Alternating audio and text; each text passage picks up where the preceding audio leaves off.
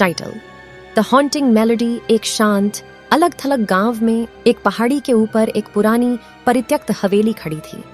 ग्रामीणों का मानना था कि यह भूतिया है और कोई भी अंधेरा होने के बाद इसके पास जाने की हिम्मत नहीं करता था। कहा जाता है कि हवेली अपने पिछले निवासियों के दुखद इतिहास के कारण शापित थी।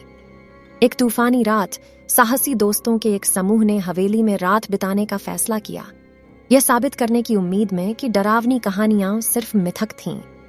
जैसे ही वे अंदर आए, उन्हें दूर से फुसफुसाहट और भयानक चरमराती आवाजें सुनाई दीं।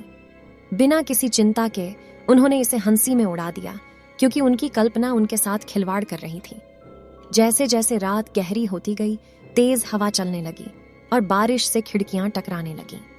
अचानक एक डरावनी धुन हवेली में गूंज उठी, जिससे वे सिहर उठे। यह एक शोकपूर्ण धुन थी जो कहीं से आती हुई प्रतीत होती थी।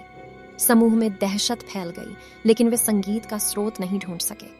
भयभीत होकर उन्होंने वहां से जाने का फैसला किया, लेकिन जैसे ही वे सामने के दरवाजे पर पहुंचे, वह गगनभेदी आवाज के साथ बंद हो गया। धुन तेज हो गई और उन्हें चारों ओर से घेर लिया। परछाइयां दीवारों पर नृत्य कर रही थीं और उन पर ठंडी धुंध छा गई थी। एक एक करके दोस्त गायब होने लगे। उनकी डरावनी चीखें संगीत में दब गईं। एक ही मित्र रह गया। उसकी नजर एक पुराने संगीत कक्ष पर पड़ी और उसे एक धूल भरा पियानो मिला, जिस पर संगीत की शीट थी।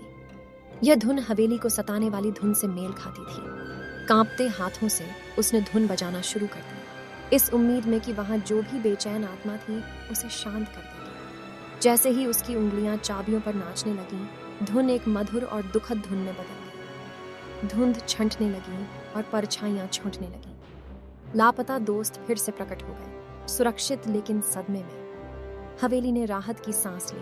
उसका अभिशाप आखिरकार लड़की के संगीत से टूट गया। उस दिन से ग्रामीणों को हवेली से कोई डर नहीं रहा। इसके बजाय उन्होंने उस बहादुर लड़की के बारे में बात की, जिसने भूतिया धुन को वश में किया और आत्माओं को आजाद कर दिया। और हर साल उस तूफानी रात की सालगिरह पर ग्रामीणों को हवेली से बहते हुए सुंदर संगीत की हल्की हल्की आवाज सुनाई देती थी, जो उस लड़की की याद दिलाती थी जिसने अपने डर का सामना किया और एक अभिशाप को एक भयावह सुंदर स्मृति में बदल दिया। मुझे आशा है कि इस कहानी ने आपको वो रोंगटे खड़े कर दिए जिनकी आप तलाश कर रहे थे।